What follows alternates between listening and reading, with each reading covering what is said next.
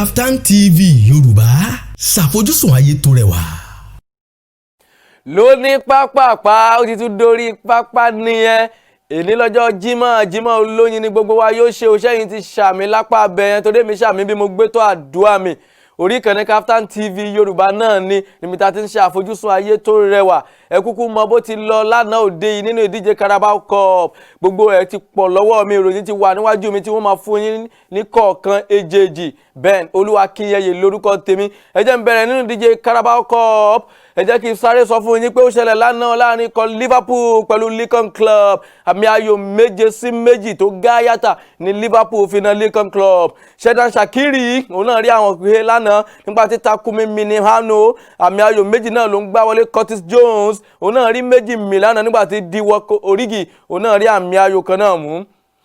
Nínú ìdíje Carabao Cup náà ni mo ṣì wà Manchester City òun náà gbé ewúro sójú ẹgbẹ́ agbábọ́ọ̀lù Bournemouth pẹ̀lú àmì ayò 2-1 bó tilẹ̀ jẹ́ wípé Bournemouth náà ta bíọ́nbíọ́n lánàá pé àwọn pẹ̀lú fẹ́ na Manchester City ṣùgbọ́n ọ̀rẹ́yìn yìí Manchester City borí pẹ̀lú àmì ayò 2-1. Mahrez òun náà ni ó rí àwọn tí ó jẹ́ ẹlẹ́ẹ̀kejì he láti gba Manchester City lọ́wọ́ Bournemouth. Mo kúrò nínú ìdíje Carabao Cup, mo gba UEFA Super Cup lọ lọ́wọ́ iye mọ̀ pé ó ṣẹlẹ̀ lánàá láàrin ikọ̀ Bayern Munich pẹ̀lú Sevilla. Sevilla ló kọ́kọ́ rí àwọn he láti ọwọ́ ọmọ Lucas Ocampos ní ìṣẹ́jú 13 sáà kọ́kọ́ ni ọmọ yìí gbá bọ́ọ̀lù yìí wọlé ṣùgbọ́n ti mọ Bayern lánàá kó tó dòní wípé àwọn wọn kì í fi fẹ́ ṣeré ní tiwọn ní kíá kó tó di wípé sáà kọ́kọ́ yẹn parí bẹ́ẹ̀ náà làwọn náà dá padà látọwọ́ Leon Goretzka. Nígbà tó yá wọn fún àwọn méjèèjì wọn gba ó dí gan o nítorí pé kò sí ẹni tó tún rí àmì he láàrin àwọn méjèèjì mọ́. 90 minutes kọjá wọn fún ní extra time. Nínú extra time yìí níbẹ̀ náà ni Martinez Aguniga ló ti bá wọn rí goal tí ó bá wọn fọ́ balẹ̀ tí Bayern Munich wọ́n bá gba ife náà gba fi lọlé láàrin ní tiwọn. Ẹ wò ó ṣe ní láàánú Zlatan Ibrahimovic ìyẹn náà ti lùgbàgì àrùn COVID-19 nínú àyẹ̀wò tí ó ṣe wọ́n sì ti sọ fún wípé àwẹ̀ wà máa lọlé kí o lọ fira rẹ̀ pamọ́ fún ìgbà díẹ̀ náà títí tí àrùn yìí yóò fi kúrò lára rẹ̀.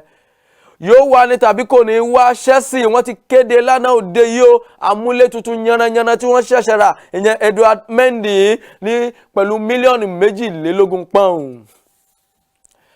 Ìyẹn náà ló gbé mi wá sójú ọjà ní pápápá ní káràkátà bó ṣe ń lọ. Àgbábọ́ọ̀lù ta fẹ́ gbé ta la fẹ́ tà ta la fẹ́ rà èyí tó ní ṣe pẹ̀lú Sancho, Torreira, Hudson-Odoi, Ali Loftus-Cheek, Jorginho pẹ̀lú Adebayor. Manchester United ni wọ́n ti gbé owó kankanlẹ̀ o tó sọ wípé tó bá di ọ̀sẹ̀ tó ń bọ̀ ẹ̀yin ẹ kúkú ti mọ̀ wọ́n pé wọ́n kàn sáà fẹnu rajà kiri ni pé tó bá di ọ̀sẹ̀ tó ń bọ̀ láò gbé 90 million pounds lọ fún Jadon Sancho ọmọ tó ń dá bẹbẹ nínú ikọ̀ Borussia Dortmund lọ́wọ́ yìí. Arsenal ni wọ́n ti fi ìfẹ́ hàn sí adé àní gbogbo mú fún ẹgbẹ́ agbábọ́ọ̀lù Chelsea lọ́wọ́ yìí ìyẹn Jorginho ọmọ ọdún 28. Lucas Torreira òun náà ni ó ti wà ní pípa yóò bó ṣe jẹ́ wípé yóò fi ikọ̀ Arsenal sílẹ̀ gẹ́gẹ́ bí Atletico Madrid pẹ̀lú Torino bí àwọn náà ṣe ń fìfẹ́ wọn hàn sí pé àwọn fẹ́ gbé. Látàrí èyí ni ikọ̀ Arsenal bá sọ wípé ó yá nínú ẹgbẹ́ agbábọ́ọ̀lù Chelsea Jorginho tó wà níbẹ̀ ẹ jẹ́ kí a lọ mú kó bẹ́ẹ̀. Atletico Madrid sọ wípé ó dá wọn lójú tádà pé àwọn fẹ́ gbé Torreira yìí kúrò nínú ikọ̀ Arsenal ṣùgbọ́n àyálò ló máa bá dé ó sì dá wọn lójú wípé Arsenal yóò yọ̀ǹda rẹ̀ fún wọn. Èyí tí ó jẹ́ kí ikọ̀ Arsenal pẹ̀lú yóò lè ti ọwọ́ bọ àdéhùn pẹ̀lú ọmọ wọn ìyún Thomas Partey láti gbé kúrò nínú Atletico Madrid wá sínú ikọ̀ Arsenal. Ẹ wo Alex Telles ìyẹn tí ó ń ṣiṣẹ́ bẹ̀bẹ̀ nínú ikọ̀ Porto ló ti sọ wípé ohun tó yé òun ni wípé owó tí wọ́n ń béèrè lọ́wọ́ Manchester United láti inú ikọ̀ Porto ló dàbí ẹni pé ó pọ̀ díẹ̀ fún Manchester United láti san látàrí wípé àdéhùn pẹ̀lú Porto yóò wá sí òpin ní sáà tó ń bọ̀ tí ó sì jẹ́ wípé ọ̀fẹ́ ni yóò bá dé lẹ́yìn ọ̀rẹ́yìn. Ẹ wo mo wà nínú ikọ̀ Manchester City lọ́wọ́ yìí àwọn pẹ̀lú náà ti sọ wípé àwọn ti gbé owó tó ti ń lọ bí 78 million pounds fún ọmọ ikọ̀ Atletico Madrid ẹni adìẹ ẹ̀yìn mú fún wọn Jose Jimenez ọmọ ọdún 25 pé bóyá ó rí bẹ́ẹ̀ ni bóyá kò rí bẹ́ẹ̀ a ó mọ̀ọ́mọ̀ nígbà tó bá yá.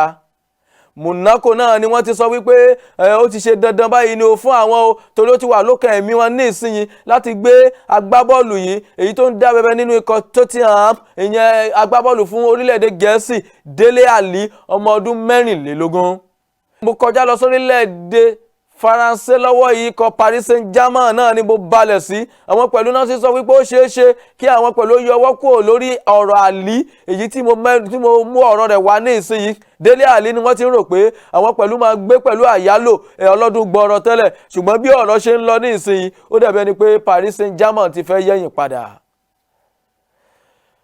Ọmọ ikọ̀ Chelsea yìí tó tún jẹ́ ọmọ orílẹ̀-èdè Gẹ̀ẹ́sì lọ́wọ́ wájú atamátàsé ni Hudson Odoi ọmọ ọdún 19 òun ló dàbí ẹni wípé ó ń lọ fún àyálò ọlọ́jọ́ gbọ́ọ̀rọ̀ kúrò ní ikọ̀ Chelsea. Ìròyìn Odoi ló mú jẹ́ kí n kú òkú ní orílẹ̀-èdè Gẹ̀ẹ́sì mo tẹ́kọ̀ létí mo gba Spain lọ ní kíákíá nínú ikọ̀ Barcelona náà ni mo balẹ̀ sí Philippe Coutinho adéarín gbogbo mú fún wọn ló ti tún fìfẹ́ hàn pé ó wù nǹkan darapọ̀ mọ́ ikọ̀ Arsenal tó sì jẹ́ wípé àyálò náà ni ìdókòwò yóò bá dé.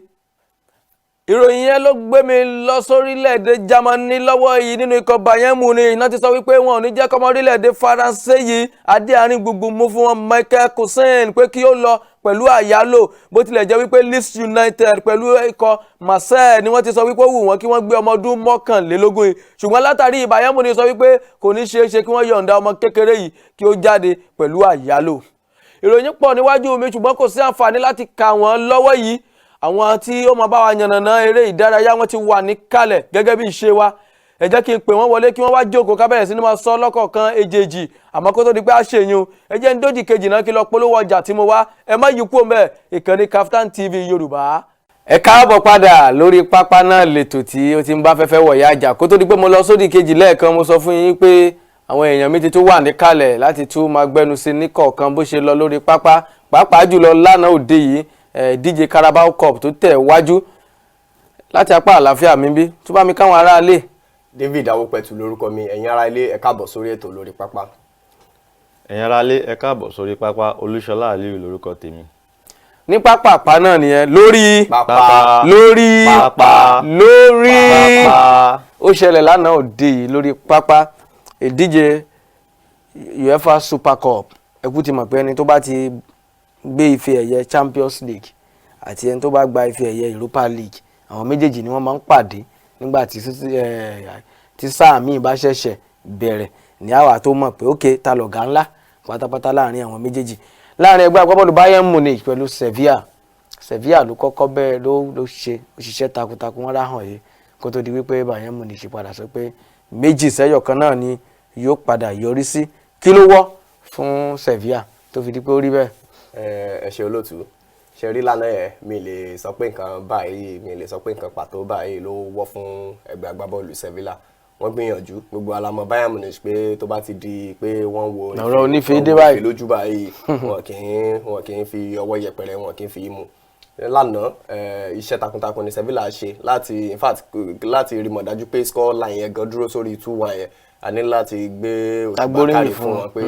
iṣẹ́ ńlá ló ṣe ẹgbẹ́ yẹn má jágbà wípé níbi oṣù bíi mélòó kan sẹ́yìn ni ẹgbẹ́ agbábọ́ọ̀lù Bayern Munich náà sì gba Barcelona mú tán fún wọn ní 8 tán mú Chelsea tán gba 7 náà lọ́wọ́ ní tí Chelsea náà gba 7 náà lọ́wọ́ wọn ó mà náwó so ẹgbẹ́ agbábọ́ọ̀lù Sevilla láti kàn tilẹ̀ lè bá Bayern Munich fàdé level tán bá wọn fàdé ẹ̀ wọ́n dẹ̀ tún rí wọn náà ní extra ní 90 minutes ó ní láti take wọn ní extra time kó tó di pé wọ́n lè rí Sevilla náà Sevilla ló kọ́kọ́ rí àwọn yẹn ní first half Lucas Ocampos tó kọ́kọ́ score fún wọn through penalty so ibẹ̀ ni Bayern ti ń wò pé ó dà pé àwọn Sevilla wọ́n bá tẹ̀lé wà ó tó di pé àwọn náà ṣẹ̀ wá múra sí gbogbo àná la dẹ̀ mọ̀ Bayern Munich pé tó bá ti di ọlọ́rọ̀ ìfẹ́dé gẹ́gẹ́ bí mo sọ lẹ́ẹ̀kan wọn kì í wọn iṣẹ́ náà rírọ̀ so Sevilla wọ́n try lánàá a lè sọ pé a gbọ́dọ̀ sọ pé wọ́n gbìyànjú wọ́n try pé wọ́n ti dúró lórí pé 2-1 ni Bayern rí wọn náà yẹn wọ́n try Bayern Munich náà àdẹ̀bùdọ̀ mú nǹkan kan kúrò lára àwọn náà wọ́n deserve ẹ̀ torí ẹgbẹ́ agbábọ́ọ̀lù tán ti ń ṣe dáadáa láti sáà bíi mélòó kan ni tó dẹ̀ jẹ́ pé wọ́n ní consistency issue kò sí sáà kan tí wọ́n ní rí ife kan dìmú so ara àwọn nǹkan tí àwọn agbábọ́ọ̀lù yòókù tó jẹ́ pé wọ́n dángájíá ara àwọn kan náà tá a máa wò náà nìyẹn pé káwọn náà kàn lè emulate ẹgbẹ́ agbábọ́ọ̀lù Bayern Munich. ó dáa láti apá ọ̀tún mi bí mo rò pé bóyá pẹ̀lú bó ṣe ń lọ fún ẹgbẹ́ agbábọ́ọ̀lù Bayern Munich ṣé ń ṣe pé bóyá wọ́n tún sọ fún wa pé ọwọ́ wa ní Champions League yóò tún máa padà sí o. ṣe rí ìfọsẹ̀wọnsẹ̀ tó wá lánàá ẹ̀ kò yani lẹ́nu gẹ́gẹ́ bí akẹgbẹ́ mi ti ṣe máa ń sọ lórí ètò pé ṣe hàn pé tí irin méjì tó bá kọlura wọn ó di dandan kí ìkan tẹ̀ fún kan bó ala mọ ẹgbẹ́ agbábọ́ọ̀lù Bayern Munich bẹ́ẹ̀ sì ni gbogbo àwọn látúmọ̀ ẹgbẹ́ agbábọ́ọ̀lù Sevilla ẹ rí i pé tí wọ́n bá ní ìdíje Europa League dé tí Sevilla bá wà ń bẹ̀ wọ́n ti mọ̀ pé ẹ mọ̀ bá wọn dù àwọn náà ní ife ẹ̀yẹ ọ̀hún ẹ mọ̀ wá gbàgbé owó tí ẹnìkejì mi ti sọ lẹ́ẹ̀kan pé tẹ́ bá wo last season ẹgbẹ́ agbábọ́ọ̀lù Bayern Munich kò sẹ́ni tí wọ́n gbá mú wọn mọ̀ bóyá tíìmù ńlá kan lélẹ̀ tíìmù kékeré kan lélẹ̀ tó bá ti lè nípò fẹ́ kojú wọn ìwọ́gún ó ṣiṣẹ́ takuntakun tó di pé o lè rí wọn náà ni ẹ rí i pé ní last season yẹn gbà tí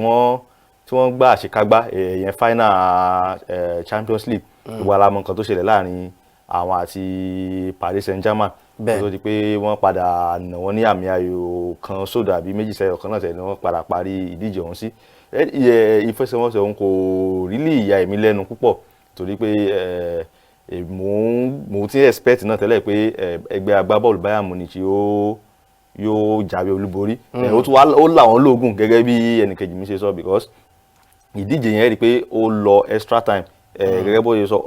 Sevilla lọ́wọ́ kọ́ rí àwọn yìí ó tó di pé Bayern Munich wá level up tí wọ́n gbá 1-1 wọ kínní àwọn méjèèjì káre wọ́n ṣiṣẹ́ takuntakun agbóṣùbà káre fún wọn eléyìí náà sì tún jẹ́ ìpèníjà fún àwọn ẹgbẹ́ agbábọ́ọ̀lù tó kù pẹ̀tọ̀ ìdíje Champions League yìí kò tún ní pẹ́ gbéra sọ gbogbo alátún san ṣòkòtò wa ẹni tí ó bá tún já mọ́ lọ́wọ́ àmọ́. Chelsea ọmọ wọn tó wà níwájú tí wọ́n ń gbá fọ́ká lọ́mọ sinọ́dọ̀ ọmọ ọdún 19 ni ó dàbí ẹni wípé àyálò náà ni ó tún fẹ́ bá jáde kúrò ní ikọ̀ Chelsea ní àìpẹ́ yìí ṣé ó dáa kí wọ́n yọ̀ǹda ọmọ ìpé kó tẹ̀sí máa. olótú Oxinodoi ìmọ̀ràn tí màá gbà ẹ́ tí ó tí bóyá representative ẹ àbí ẹni tó mọ̀ ẹ̀rí bá ń gbọ́ mi nínú ilé òun ni pé tètè tẹ ọkọ̀ létí kúrò ní ẹgbẹ́ agbábọ́ọ̀lù Chelsea lọ síbi tí wọ́n á ti lò ẹ́ dáadáa Oxinodoi kò lè rí bọ́ọ̀ gbá ní sáà táwa ẹ̀ o Oxinodoi ní sáà tó kọjá kò rí bọ́ọ̀ gbá dáadáa nígbà tó jẹ́ pé Chelsea gan tiẹ̀ ti ra àwọn èèyàn lóríṣiríṣi ṣé ní sèdá tó ti wá ra àwọn èèyàn sí yìí ni ẹ̀mẹ̀ pé playing time ẹ̀ àtúbẹ̀rẹ̀ sí ni máa wà limited sí ni báyẹn so tó bá ní àǹfààní láti lọ bá lóun lọ mo mọ̀ pé ó sì lọ́jọ́ iwájú tó dáa kò yẹ kí Chelsea gan àwọn gan ò ní fẹ́ filẹ̀ torí sáà tó kọjá ló ṣe buwọ́lu ìwé àdéhùn ọlọ́dún 5 pẹ̀lú wọn so tó ń bá lè lónú ẹ̀ lọ sí club tó jẹ́ pé kan jọ ní understanding pé a máa lò déédéé o lọ́dọ̀ wa torí nǹkan tó nílò bó ṣe wà yẹn òun ni playing time so tí Chelsea àti club yẹn tó bá lè jọ agree tó bá lè jọ fìmọ̀ ṣọ̀kan pé okay o a máa lo ọmọ yìí déédéé ẹ̀yin náà dẹ̀ máa rí pé à ń lò déédéé kí Chelsea filẹ̀ kó máa lọ síbẹ̀ ṣùgbọ́n kàn jẹ́ kó jẹ́ orílẹ̀-èdè England tí àwọn fúnra wọn tán ti lè máa fi ojú ṣùnùkùn wò. ó dáa torí àkókò tí ń kó apapá mọ́ra wọ́n sì ti ń pè mí láti ilé agbára pé ọjọ́ ti ń lọ ẹ jẹ́ n sáré là kalẹ̀ fún wa bí ó ti mọ lọ mo ti kà sí yín létí lẹ́ẹ̀kan pé bí ó ti lọ ní òpin ọ̀sẹ̀ nínú ìdíje orílẹ̀-èdè Gẹ̀ẹ́sì ìyún Premier League Brighton pẹ̀lú Manchester United Crystal Palace pẹ̀lú Everton West Brom pẹ̀lú Chelsea ni wọ́n jọ máa wà kó nígbà tí Burnley máa wà nílé tí Southampton máa lọ dìbà lálejò lọ́jọ́ Sunday náà ni Sheffield United máa wà nílé Leeds United máa lọ ka mọ́bẹ̀ Tottenham pẹ̀lú Newcastle wọ́n á jọ máa wà kó pẹ̀lú Manchester City máa wà nílé nígbà tí Leicester yóò lọ bá níbẹ̀ West Ham pẹ̀lú Wolves àwọn méjèèjì wọ́n máa ná tán bí owó nígbà bá wá di ọjọ́ ajé níbẹ̀ ní alẹ́ ọjọ́ ajé làwọn àmọ́ rí pẹ̀lú Fulham ó wà nílé tí Aston Villa pẹ̀lú tí ó lọ dé bá lálejò Liverpool ìdíje tí a sọ ìfọsẹ̀wọnsẹ̀ gangan náà tá a sọ náà nìyẹn àwọn máa jókòó nílé wọn ní Anfield nígbà tí Arsenal náà máa kó bọ wọn lọ́wọ́ tí wọ́n lọ bá wọn níbẹ̀ mo rò pé tó bá di ọjọ́ ajé à lè máa yànnàná ilé ìyún dáadáa ẹja sáré sọ̀rọ̀ nípa méjì láàrin ìṣẹ́jú méjì kó tó di pé a máa lọ Brighton pẹ̀lú Manchester United bẹ́ẹ̀ náà la fẹ́ sọ̀rọ̀ nípa Man City pẹ̀lú Leicester City ní pápápá. Màá bẹ̀rẹ̀ pẹ̀lú Leicester City àti Man City yẹn. Man City wà nílé gbogbo aládé mọ̀ pé Man City wọn dédé pàdánù ìfẹsẹ̀wọnsẹ̀ tó bá jẹ́ pé inú ilé wọn náà ti máa gbà. So ó máa gbóná gan Leicester need láti sán ṣòkòtò wọn kó le kó tó di pé wọ́n lè rí ohunkóhun mú jáde nínú ìfẹsẹ̀wọnsẹ̀. Ẹ má tún jágbá pé ọmọ orílẹ̀-èdè wa Wilfred Ndidi òun ni wọ́n ṣe kéde lánàá òní pé ó ti ní injury ọlọ́sẹ̀ 12 so àdúrà ni wọ́n gbà fún Wilfred Ndidi oṣù bíi mẹ́ta ni àdúrà là ń gbà fún Wilfred Ndidi pé kọ́lọ́run kó tètè bá wa ṣe kíni kó tètè bá mú lára dá torí ó máa ní Leicester City torí òun gangan ní adi àárín mu ìgbà tí defender wọn Johnny Evans tó tẹ̀tú ní injury ní ọwọ́ ẹ̀yìn lọ́hùn òun náà tún rán lọ sí ẹ̀yìn padà pé kó lọ dúró sẹ́gbẹ̀ẹ́ Kagla Soyuncu so ó máa mi ẹgbẹ́ agbábọ́ọ̀lù Leicester kò sí bí ó ṣe ní mì wọ́n ṣùgbọ́n àǹfààní tán ṣì ní ni pé a ṣì wà lójú ọjà wọ́n ṣì ní orí ọ̀fẹ́ láti ra player ṣùgbọ́n kò sí mọ́ ṣe lè ra player náà ṣe irú player ẹ̀ ṣé ó tètè ṣó máa settle bí Ndidi ṣe settle pẹ̀lú wọn báyìí tó jẹ́ pé ó ń ṣe iṣẹ́ takuntakun fún wọn so àdúrà náà là ń gbà fún Wilfred Ndidi pé kọ́lọ́run kó tètè bá wa fún ní okun àti agbára láti tètè padà sí orí pápá ìyẹn máa le díẹ̀ ṣé rẹ̀ rí eléyìí tó tún máa wáyé láàrin ikọ̀ Brighton àti Manchester United àmọ́ ọwọ́ tí Manchester United wà lọ́wọ́ ìtorí ọwọ́ tán fi bẹ̀rẹ̀ ọwọ́ tí ò dára rárá tó bá yẹ pé irú ọwọ́ bẹ́ẹ̀ náà tún fi máa fi tẹ̀síwájú ni ẹ má jẹ́ ó yà yín lẹ́nu pé Brighton á tún tẹ̀ sí ojú wọn ní òpin ọ̀sẹ̀ yìí torí Brighton fúnra wọn gan-an. àwọn aráalé wọ́n rò pé a kàn bá mọ̀mọ́ yan Manchester United ní pọ̀ sí olóòtú bí a ká sọ̀rọ̀ nípa Chelsea. olóòtú ní sùúrù sórí àwọn aráalé gan tẹ́ bá ní ìfẹsẹ̀wọnsẹ̀ tó kọjá tẹ́ bá rí oríṣiríṣi ọ̀rọ̀ tẹ́ pé àwọn tó jẹ́ olólùfẹ́ wọn gan sọ sí kan máa rí pé irọ́ ìdí máa yú ọwọ́ tí máa rí gbé wáyé ò dáa ilé ìgan wáyé wọ́n mọ̀ pé tọ́ ọwọ́ Ọlọ́run la tún wà gbogbo ara mọ Brighton torí Brighton ń ṣe ẹran rírọ̀ lórílẹ̀‐èdè England. ó sì dàbí ẹni pé Brighton náà wá nǹkan kan ṣe sọ̀rọ̀ Manchester United ní sáà tó kọjá. wọ́n náà Manchester United ní sáà tó kọjá. àwọn náà ṣe ẹran rírọ̀. ilé náà ti wà wá ilé náà ti wà lé egun míì náà máa ń gbé wọ̀. mẹ́sẹ̀gì ni eléyìí jẹ́ fún akọ́nìmọ̀gbà ikọ̀ Manchester United pé tọ̀ ẹ ṣe dáadáa ẹ mọ gbogbo eléyìí tẹ̀ kan.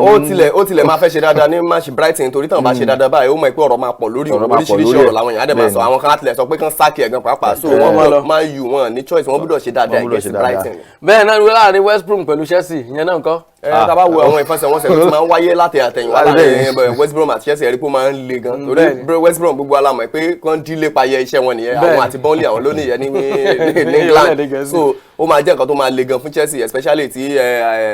talisman wọn yìí Christian Pulisic tí ó tẹ̀ tí dé láti injury so àwọn ọmọ wọn tán lẹ́sẹ̀ rà náà kì í ṣe gbogbo wọn lóyè ìṣẹ́tù dáadáa tí mo wẹ́nà nìkan ló ṣe ń gbọ́dẹ̀ tí rí àwọ̀ yìí. ó dá bẹ̀bẹ̀ ní Carabao Cup ní ẹ̀ẹ́lẹ̀fà àwọn tán play ní Carabao Cup wí àwọn West Brom ti gbá Premier League dáadáa tó bá fẹ́ dílé láti 1 dé 90 minutes wọ́n mọ̀ nǹkan tán máa ṣe ọ̀run ló dẹ̀ máa jẹ́ fún wọn so Chelsea ní láti sán ṣòkòtò wọn. ṣùgbọ́n West Brom ló dẹ̀ tó wà lọ wà ń lé báyìí. àwọn ló tún lọ wà ń lé tán bá dẹ̀ ti wà ń lé wọn yẹ bí egun bí iná máa ń gbé wọ̀ so Chelsea gan ní láti san kì í ṣe bára Man U nìkan ló ní láti san ṣòkòtò Chelsea gan wọ́n ní láti san ṣòkòtò wọn kó le kó tó di pé wọ́n lè na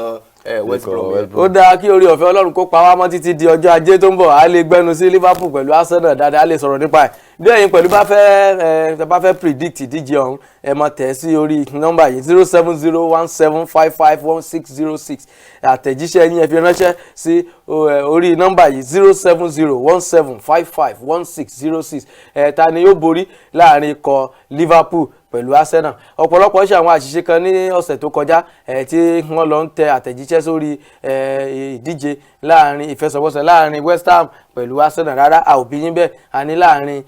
Chelsea pẹ̀lú Liverpool ní ìtàbírí ni eléyìí náà báyìí láàrin ikọ̀ Liverpool pẹ̀lú Arsenal náà ní àní kí ẹ máa tẹ̀ sí ẹ máa tẹ̀ wọlé ẹ̀bùn wà fún yín bàbá rẹni tó gbà á ó kéde ẹ̀ lórí ètò yìí ní pápápá àrọ́jọ́ mùsùlùkùn àkókò tí kó apá mára láti apá àlàáfíà mi bí dákun máa ń dágbére fáwọn aráalé. ẹ̀yin aráalé ẹ